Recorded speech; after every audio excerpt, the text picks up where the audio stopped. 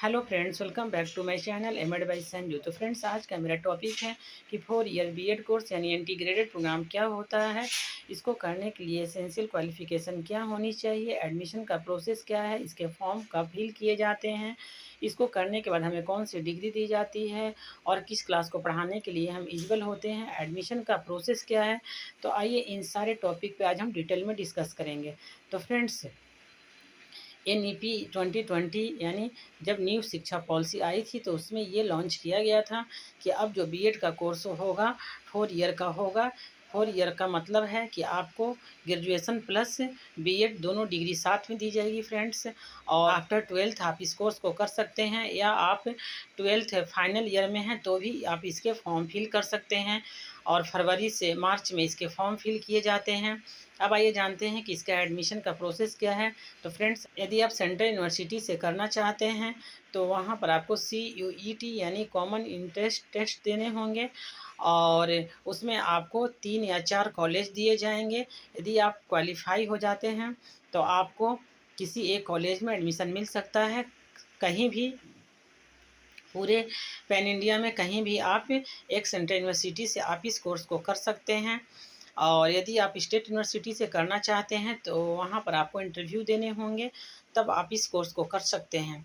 इस कोर्स को करने के बाद यदि आप BA करना चाहते हैं तो BA प्लस बीएड की डिग्री मिलेगी। और यदि BCom करना चाहते हैं तो BCom प्लस बीएड की डिग्री मिलेगी। और यदि BSc करना चाहते हैं तो BSc प्लस बीएड की डिग्री मिलेगी। तो इस कोर्स को करने के बाद फ्रेंड्स, आपको ग्रेजुएशन प्लस बीएड दोनों की डिग्री साथ में दिए जाते हैं। और आपका 1 साल का जो समय है वो बचत होता है।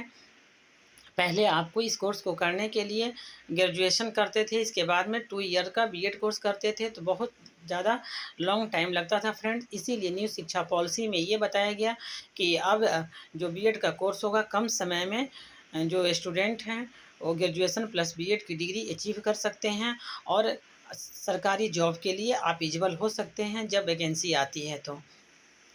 तो फ्रेंड्स, अब आइए जानते हैं कि आप इस कोर्स को कर लेते हैं तो आप किसको पढ़ाने के लिए एलिजिबल होते हैं। तो आप सभी जानते हैं कि भारत में जो टीचर का कैटेगरी होता है वो 3 तरह का होता है। आप इस कोर्स को कर लेते हैं तो किस क्लास को पढ़ाने के लिए एलिजिबल होते हैं। तो भारत में जो टीचर का कैटेगरी होता है वो 3 प्रकार का होता है: PRT, TGT, PGT। PRT मतलब 1 to 5th, और TGT मतलब 6 to 10th, और PGT मतलब 11-12th को आप पढ़ाने के लिए एलिजिबल हो सकते हैं।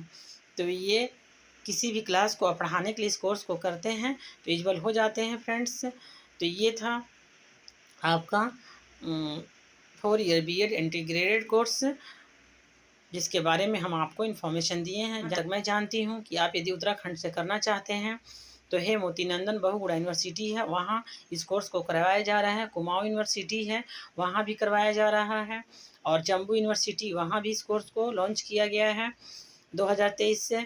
और इसके बाद में आप यदि सोमन यूनिवर्सिटी उत्तराखंड में है स्टेट, वहाँ से करना चाहते हैं तो वो भी इस कोर्स को करवा रही है फ्रेंड्स। और 44 यूनिवर्सिटी जो हैं इस कोर्स को करवाने के लिए पार्टिसिपेट की हैं। तो आप इसके साइड में जाके देख लीजिएगा कि किस यूनिवर्सिटी में ये कोर्स करवाया जा रहा है, वहाँ से आप इस कोर्स को कर सकते हैं।